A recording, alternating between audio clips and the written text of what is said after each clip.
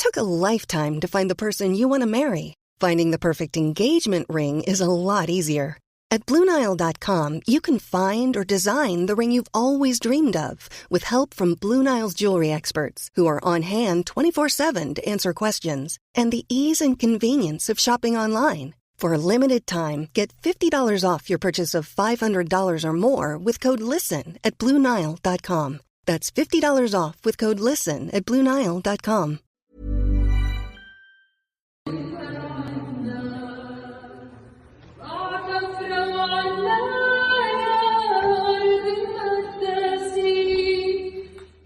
If I were to sum it up into one word, I would say the entire past year has been bittersweet.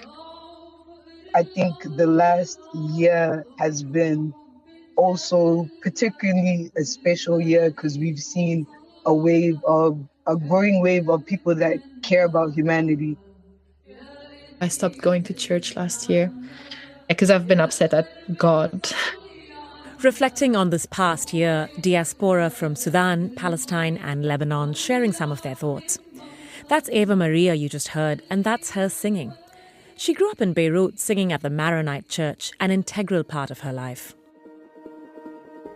Welcome to the final episode of Here Now for 2024. I'm your host and producer, Kadamri Raghukumar. This week, we hear the personal reflections of 5 women who this past year have organised or participated in activism over crisis and conflict far from Aotearoa. How has it personally affected them? What have they learned? And what comes next? We just started having our Lebanese Maronite Church Mass, and I've been singing at it. And it's been healing in that sense. Started our own parish now. We're just the Maronite parish because we haven't had the Lebanese Maronite Church in New Zealand for, I don't know how many years Lebanese have been here, 120 something years.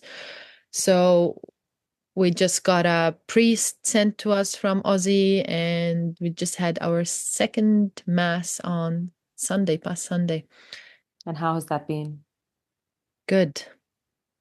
Yeah. Beautiful. Just using this, our language at church makes more sense. Our tunes, the quarter notes, the relevance of it. I mean, first time I came to New Zealand to stay, and I went to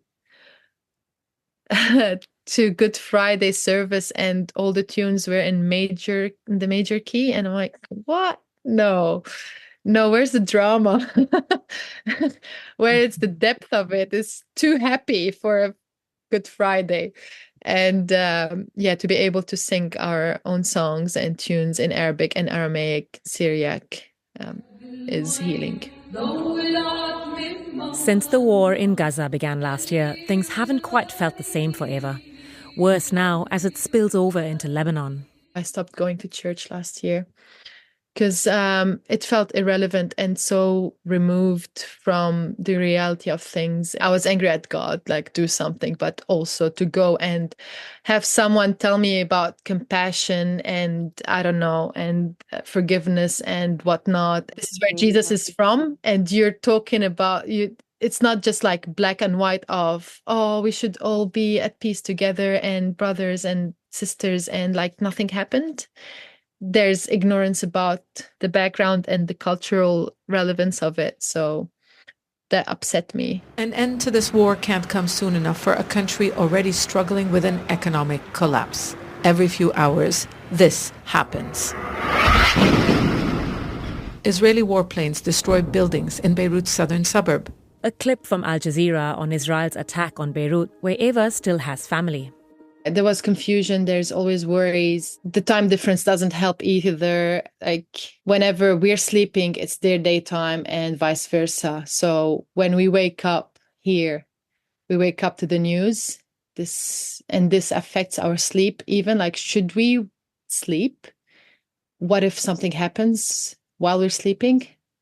Here in New Zealand, we've all been marching together. Like I've seen lots of Lebanese, the ones that I know, the faces that I know at the rallies here in Auckland. And we were still hoping that won't officially spill over to Lebanon. And it did, which was just a matter of time, actually. On the ground, it's mostly been just us without having any affiliations, just supporting our families there. We've got also some family, New Zealand family, Lebanese New Zealand cousins who are now in Lebanon, who had been in Lebanon just before the war started in September. And they're actually hosting families, displaced families from the south. And we've been sending some money to support them and our family to be able to also support other NGOs working on the ground, buying everyday needs and blankets and whatnot, because it's wintertime there and winter can be very harsh. So it's just been basically personal initiatives and family. And if you know someone there, that's how we're doing it. As the year comes to an end with Christmas cheer, the war in Gaza continues, as do the rallies in downtown Auckland calling for it to end. The death toll has topped 40,000 as 2024 closes. The International Criminal Court has issued an arrest warrant for Israeli Prime Minister Benjamin Netanyahu, as well as Hamas leader Mohammed Daif for alleged war crimes in Gaza.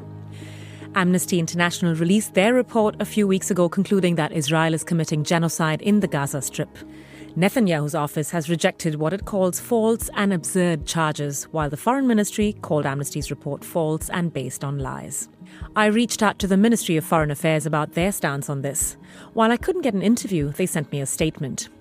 It reads, New Zealand has consistently supported international legal institutions such as the International Court of Justice and the International Criminal Court.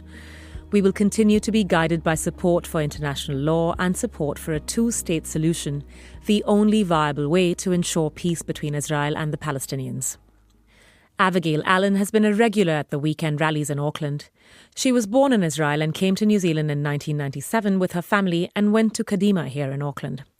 Her mother Yael is known for her restaurant Ima, specialising in Middle Eastern and Palestinian cuisine. This past year, Abigail tells me it's been fraught with backlash that she's faced from her wider community.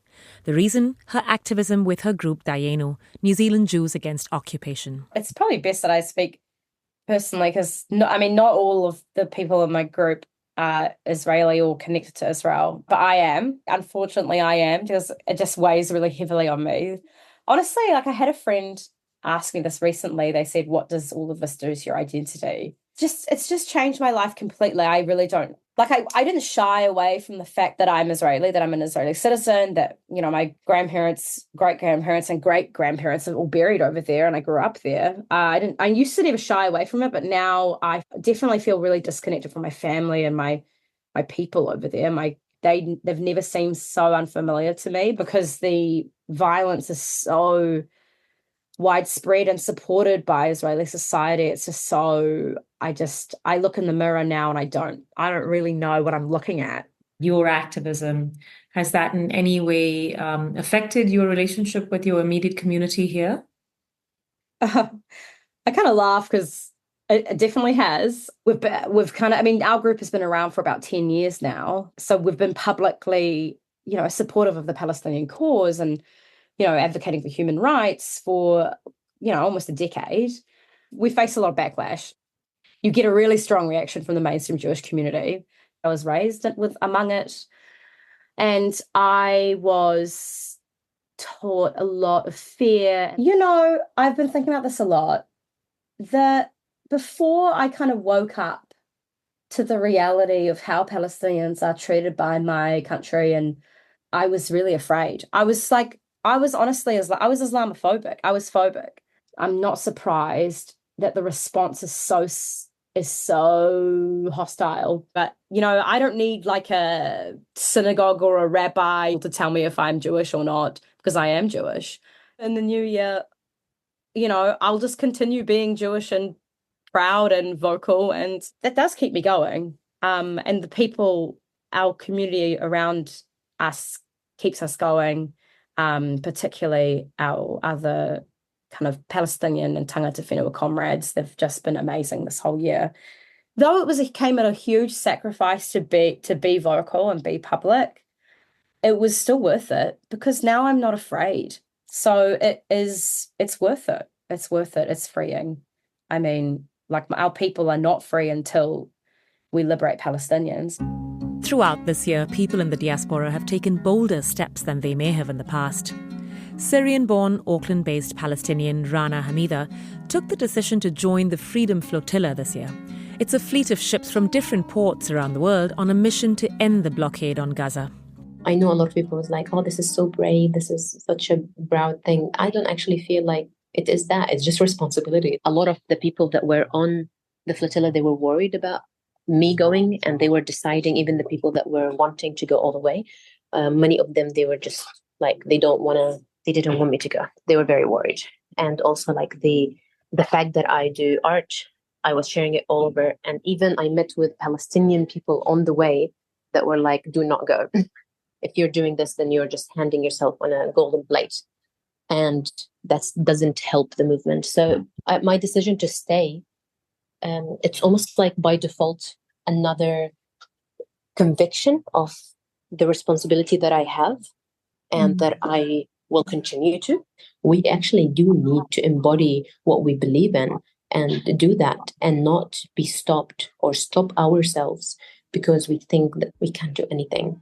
In one of the biggest crises of international displacement in the world at the moment, Sudan, 8 million people are said to be displaced as the fighting between the Rapid Support Forces and the government army has continued for over a year now. This past year, Sudanese New Zealanders have rallied together to do what they can through advocacy and activism.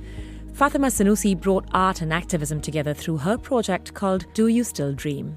While groups like Yalla for Sudan have rallied together to raise funds for people in Sudan. I think the last year has been also particularly a special year because we've seen a growing wave of people that care about humanity. People are taking it upon themselves to start learn and unlearn a lot of the narratives that they've been fed. So it's been challenging talking about Sudan, but it's also been a big year of solidarity.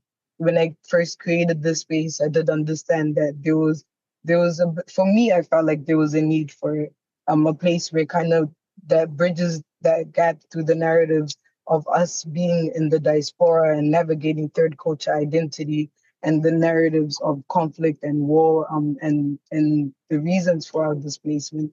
A lot of people really resonate with the sentiment of what Do You Still Dream is, and that a lot of the youth from migrant and refugee backgrounds haven't really at that time, the people that came, they haven't really looked at their journey in such spare, so to be able to find space to really articulate that and allow people to reimagine the way that they look at migration, the way that they look at displacement, the way that they look at their own narratives in the context of the global world and how the diaspora is very political. Dr. Ala Farah has been juggling a challenging medical career with advocacy for Sudan through her group Yalla for Sudan. If I were to sum it up into one word, I would say the entire past year has been bittersweet. The goal was to raise awareness, but what we've managed to do is also bring taste of the Sudanese culture to New Zealand. For all of us in the diaspora, there's always that promise of being able to return home. I mean, for some of us who've had the means, we've returned home on a regular basis, if not every year, fortnightly, or whatever, work and family circumstances allow. But now that sense of despair, knowing that it's almost impossible, not saying 0%, but almost impossible to be able to travel back to Sudan at the moment, it creates a sense of despair, a sense of loss. There's a huge sense of loss as well. And it was filling that gap or attending to that pain and that despair that sort of kicked us into action. And it's brought, beautiful expertise in the community together to showcase Sudanese culture, to raise awareness, and to also be able to fundraise for families and different initiatives at home that are working on the ground. We've been able to fundraise over $35,000, and that went to different organizations working on the ground. But in particular, the one organization that we're quite passionate about their work is the Sudanese American Physicians Association. So they've got good connections. They have established connections with doctors working on the ground in Sudan in areas where there's real crises and lack of medical support. It was an already fragile medical system, and due to the war, that fragility has become more profound, unfortunately.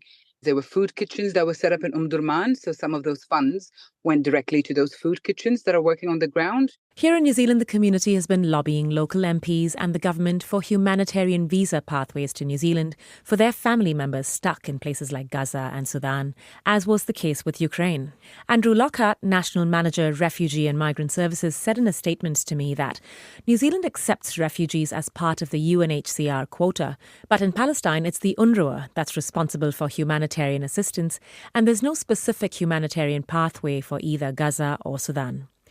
The statement said that the 2022 special Ukraine visa was a 2-year temporary visa designed for Ukrainians who have families in New Zealand, which now provides a route to residency. Multiple times, multiple attempts over the past year, we've been faced with rejections, that there's no hope, there's no option for any kind of pathway for our stranded family members. One of our last attempts was with the Sudanese Society in New Zealand, and we were hosted by the Palestinian community, and we were able to organize a joint rally.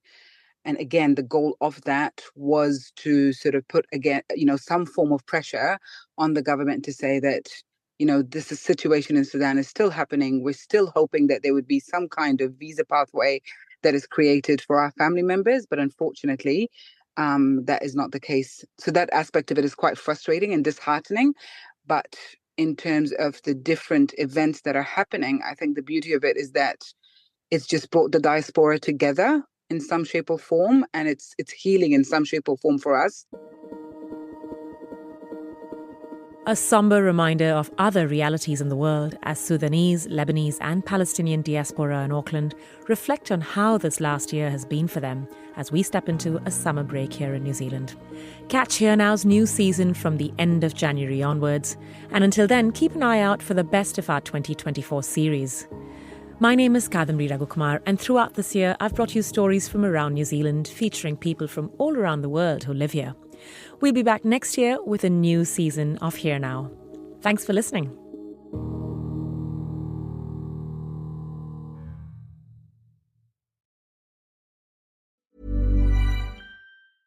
What makes a great pair of glasses? At Warby Parker, it's all the invisible extras without the extra cost. Their designer quality frames start at $95, including prescription lenses, plus scratch-resistant, smudge-resistant, and anti-reflective coatings, and UV protection, and free adjustments for life. To find your next pair of glasses, sunglasses, or contact lenses, or to find the Warby Parker store nearest you, head over to warbyparker.com. That's warbyparker.com.